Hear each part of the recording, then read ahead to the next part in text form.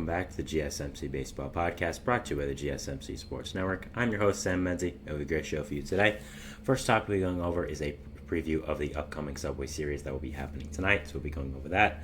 After that, we'll be going over the Padres placing Fernando Tatis Jr. on the injured list, Jarren Duran's breakout season for the Red Sox, Patrick Sandoval being out for the year for the Angels, and some other news around the league. Now, before we do all that, I'd like to ask you to please like and follow the show. We took in a number of questions from viewers to ensure that your question does get read on the air. Please use the link at gsmcpodcast.net. It really does help the show, and it really does mean a lot, so thank you so much for that. And let's get into the show for today. All right, so as I said, the first topic we'll be going over is going to be about the Subway Series. It's happening tonight, so I just want to give a little bit of a preview of it and talk about it. So, yeah, let's get into it. I am born and raised in New York City, so Subway Series is always something that I love and enjoy. And it's always just a great time watching. As a baseball fan, you always have a lot of fun, just watching the game, watching the rivalry. It's always electric. And, I love the aesthetic of it as well, just being able to take the train just being able to take the subway from the Bronx to Queens or Queens to the Bronx and just all around the city. And it's just a very fun series. And I do think it has lost some of the mystique that it once had. I don't think the Mets and Yankees are necessarily as big of rivals as they once were before. I think that they're, with the struggles the Mets have had over the last few years, with the Yankees, how well they've done over their franchise, I kind of think some of the, mystique of it is gone. But at the same time, it still is always very cool to me. It still is always a great series to watch as a baseball fan. So I'm looking forward to it. Always am. And yeah, I'm very excited to watch it. So let's get into it. So right now, heading into the series, both these two teams are in very, very different places. The Mets overall are on fire, having won, I believe, their three straight series versus the Padres, Rangers, and Cubs. Have done very, very well. Have been on an insane run since, of course, Grimace throughout the first pitch.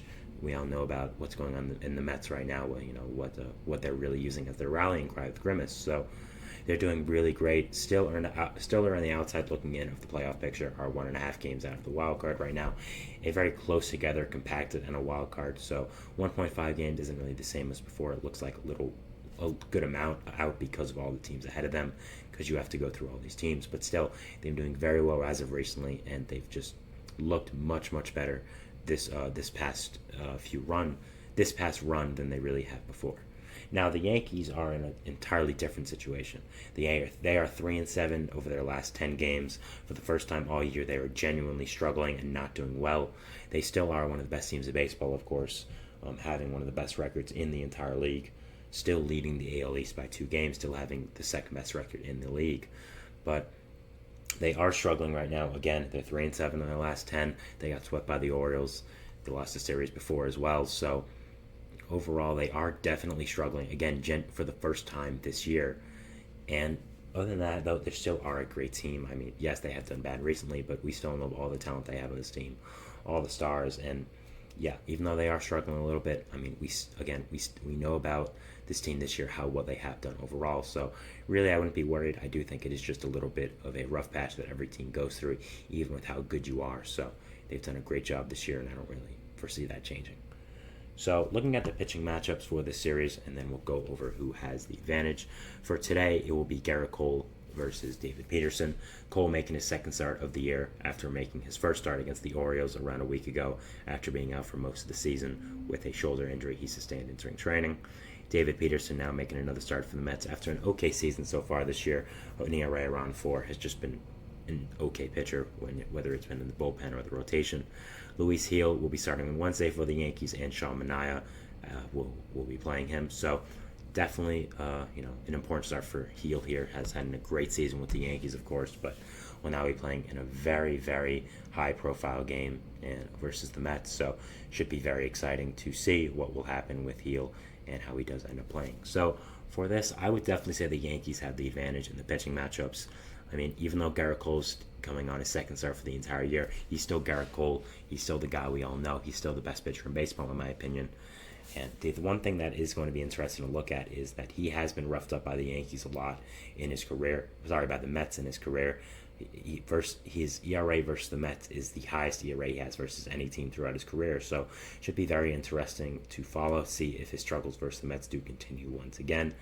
David Peterson, again, is a fine pitcher, just not up to the level of a Garrett Cole.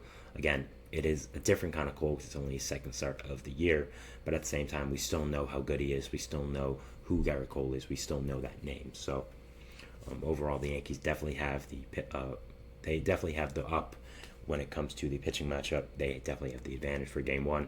And Game 2, I would say the same thing with Gio versus Manaea. Again, Manaea has been a fine signing for the Mets. Frankly, I expect him to be a little better for the Mets. If you remember my shows from the preseason, I did say that I loved the Manaea signing for the Mets, and that I thought he was a great signing. And I thought, he showed a lot in his second half with the Giants, inventing a new pitch with his repertoire.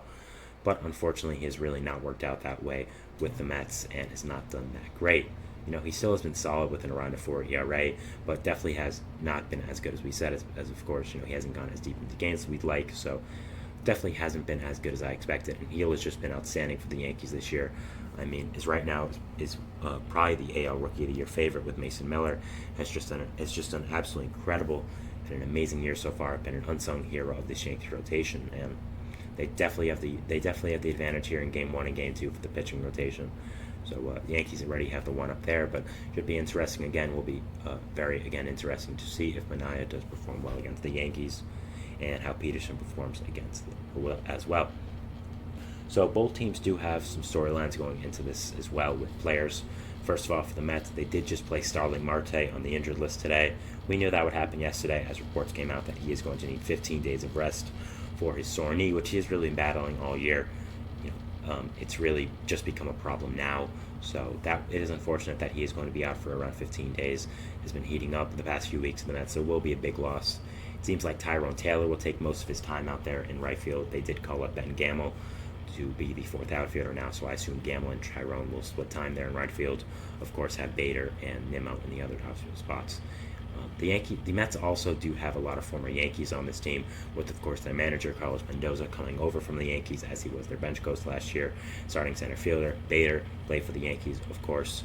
You also have Luis Severino, starting pitcher, who was supposed to play versus the Yankees, but they decided to scratch him from that start, starting 2 days before versus the Cubs. So there are a good amount of former Yankees on this Mets roster.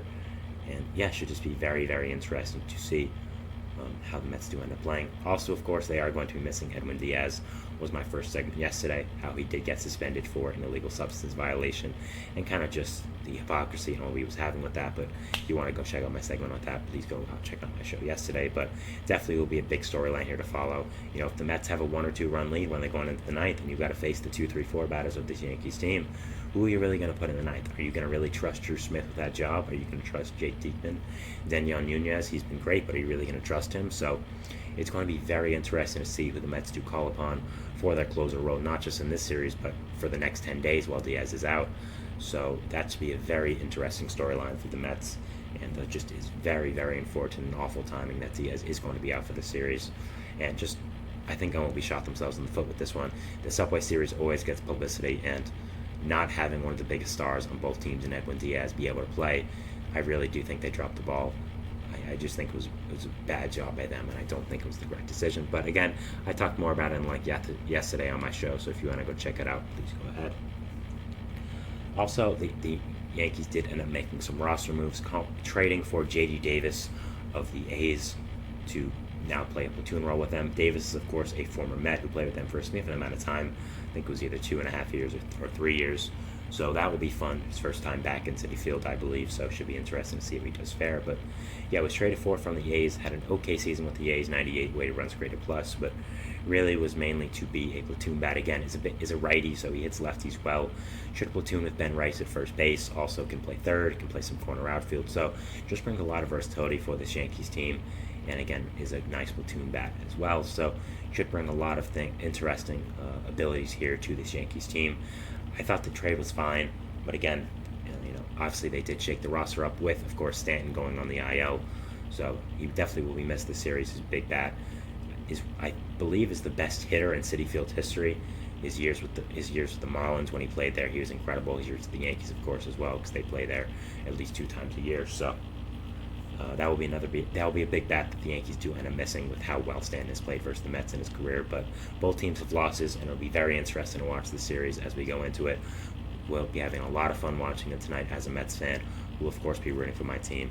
But just looking forward to some good baseball in general, and very excited to watch Garrett Cole in his second start and see how he does perform as well. So, yeah, that is it for our first segment here, talking about a bit of a Subway Series preview going into the game for tonight and tomorrow night.